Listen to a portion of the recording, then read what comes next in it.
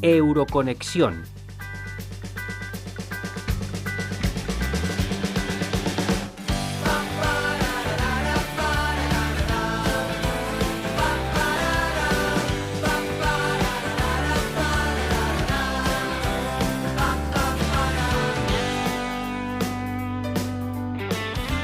La contaminación por plásticos es uno de los principales problemas a los que se enfrenta nuestro planeta desde hace décadas.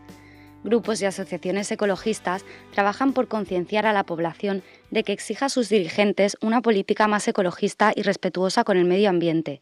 Y justo cuando parecía que lo estábamos logrando, llegó el coronavirus y todos nos olvidamos de la importancia de las 3 Rs: reducir, reutilizar y reciclar. La ONU asegura que se necesita la cooperación entre países y el desarrollo de políticas comunes para detener este problema, que ya existía, pero que se ha exacerbado con la emergencia. ¿Pero qué medidas se están tomando desde la Unión Europea? Hablamos con César Luena, diputado del Parlamento Europeo por el PSOE y vicepresidente de la Comisión de Medio Ambiente, Salud Pública y Seguridad Alimentaria. Saludamos desde la radio UMH a César Luena. Hola César, buenos días. ¿Qué tal?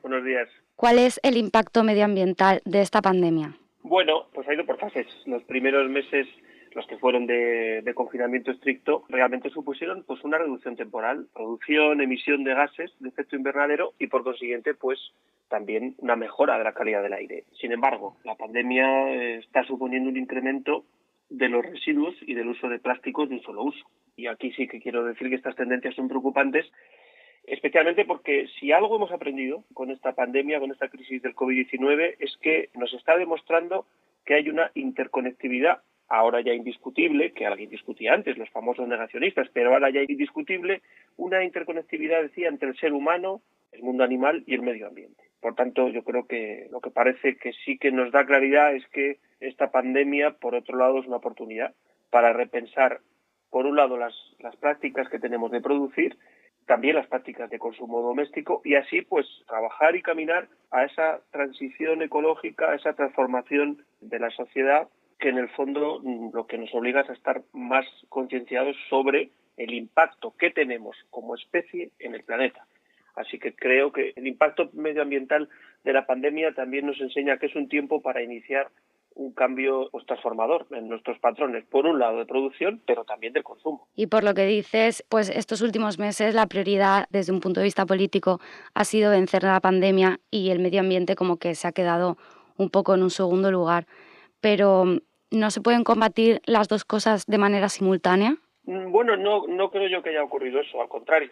Yo creo que lo hemos podido comprobar además con las distintas medidas que se han impulsado desde el Parlamento Europeo, pero yo creo que si bien la prioridad lógica es salvar vidas, creo que no se puede afirmar que el medio ambiente haya quedado relegado, pero por una razón, como decía, y es que tenemos el Pacto Verde Europeo, el Plan de Recuperación de la Unión Europea, que se ha lanzado a raíz de la pandemia. Por tanto, medio ambiente, recuperación del planeta están muy presentes en todas las acciones comunitarias y nacionales. A partir de ahí, la Unión, los Estados miembros se han comprometido con una salida verde de esta crisis. Ese es el compromiso. Tenemos el mecanismo de recuperación y resiliencia y quiero recordar que el 40% del gasto de ese mecanismo, como le conocemos en España, es los fondos europeos, el gasto medioambiental en protección del medio ambiente, de lucha contra el cambio climático, de protección también de la biodiversidad, asciende al 40%. Con lo cual, creo que la prioridad de la transición ecológica justa, de la protección del medio ambiente, de la lucha contra el cambio climático, se ha mantenido a la par, efectivamente, y evidentemente se lanzaba una gran política contra la pandemia desde el punto de vista sanitario y también económico. Pero, como decía, el consumo de plástico pues, ha aumentado mucho en los últimos meses, no solo debido a los guantes y las mascarillas, sino que también ha habido un aumento de reparto de comida a domicilio, productos de uso rutinario que se compran a través de Internet, etcétera, que vienen en empaques de plástico. Y bueno, me gustaría saber qué piensa usted que podemos hacer para paliar un poco los efectos de este consumo desenfrenado de plástico y cuáles son los planes que ha puesto en marcha la Unión Europea para paliarlo también un poco, si ha puesto alguno. Sí, mire, en primer lugar, a nivel industrial hay que continuar con el desarrollo, en primer lugar, de materiales alternativos biodegradables, pero que sean verdaderamente reciclables. Y a nivel individual debemos guiarnos por las Rs. En una de las preguntas o en la introducción de esta entrevista lo decías: rechazar, reducir, reutilizar, reparar. Y lo último, que tiene que ser lo último, reciclar. Yo lo que defiendo y lo que defendemos en el Comité de Medio Ambiente, en general, la mayoría de los grupos, es que estas ideas son las principales para cambiar poco a poco, pero cambiar nuestras pautas de consumo, que también son una clave muy importante para conseguir ese futuro y ese medio ambiente limpio y sostenible. En relación con las medidas, hay una normativa europea que da respuesta a estos problemas.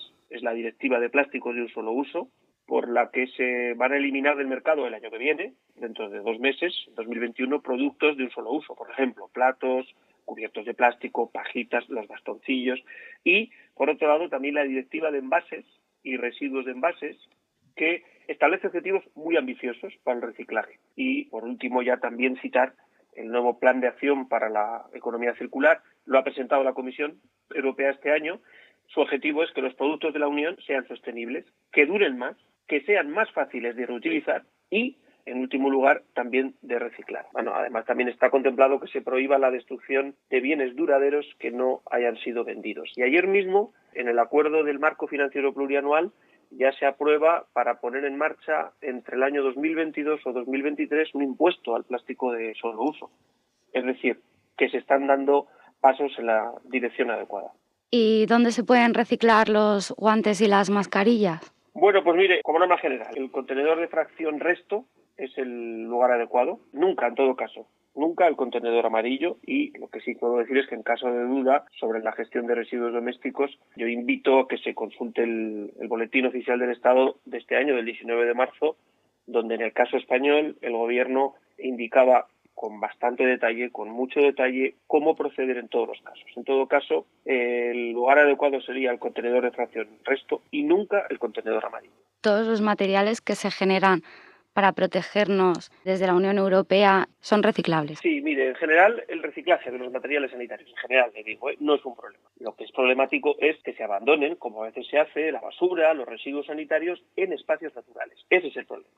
Pero le digo, de hecho, la mayor parte de los materiales sanitarios, entre un 75 y un 90%, se reciclan sin ningún problema. Por ejemplo, los materiales utilizados durante la pandemia no son distintos. Por tanto, esto digamos que no genera un problema en términos generales. El porcentaje restante, el 10%, el 25%, sí que es verdad que requieren un reciclaje sanitario con un tratamiento especial en función del tipo de residuo, bien sea químico, infeccioso, tóxico. Pero le digo, en general, el reciclaje del material sanitario no es un problema, pero sí resulta un problema cuando se abandona, me da igual que sea basura, residuos sanitarios, en espacios naturales. Sí, porque además la Conferencia de las Naciones Unidas sobre el Comercio y Desarrollo estima que el 75% de las mascarillas acabarán en vertederos o en el mar. Quizá el problema no es que no se tiran donde se debe. Bueno, sí. Además, la pandemia ha multiplicado, pues fíjese, hasta por 4 el número de desechos por 4 en hospitales públicos. También ha incrementado vertiginosamente los materiales sanitarios de usar y tirar, pues porque están generalizados entre la población. Ahora mismo todos tenemos, por ejemplo, mascarillas, ¿no? Y también es el caso de los plásticos de un solo uso. Pero mire, realmente esto no es una novedad para la Unión, porque la Unión Europea trabaja por la reducción de la contaminación, por la protección del medio ambiente desde hace décadas, con una perspectiva, digamos, de compromiso a futuro desde hace mucho tiempo. Hay una estrategia de crecimiento verde, el Pacto Verde Europeo, recordemos que engloba un numeroso paquete de acciones legislativas y no legislativas, y vuelvo a recordar, porque me parece que es muy importante que empecemos a familiarizarnos con el Plan de Acción de Economía Circular, que aborda particularmente el problema de los plásticos. Por último, sobre la contaminación de los océanos, que lo decías en tu pregunta, de los océanos por plásticos, yo soy de los que creo que la Unión tiene que liderar la adopción de un acuerdo internacional por un océano libre de plásticos. El Parlamento Europeo es la primera gran institución legislativa, democrática, de elección de los ciudadanos que ha declarado la emergencia climática del mundo, la primera. Tenemos la ley más ambiciosa, la Ley del Clima, que persigue la neutralidad climática en 2050 y la reducción dentro de 10 años al 60% de las gases de efecto invernadero con respecto a los números, a los datos de 1990. Y creo que también tenemos que ser los primeros en liderar un gran acuerdo internacional por un océano libre de plásticos. Pues muchísimas gracias a César Luena, diputado del Parlamento Europeo por el PSOE y vicepresidente de la Comisión de Medio Ambiente, Salud Pública y Seguridad Alimentaria. Es un alivio que se sigan haciendo cosas por el medio ambiente y que no haya quedado relegado a un segundo plano. Y le queremos agradecer desde la radio de la Universidad Miguel Hernández que haya contestado estas preguntas que para nosotros son muy importantes. Muchas gracias. Un placer, especialmente para haber podido ser entrevistado para una radio universitaria y que lleva el nombre además de Miguel Hernández. Buenos días y muchas gracias.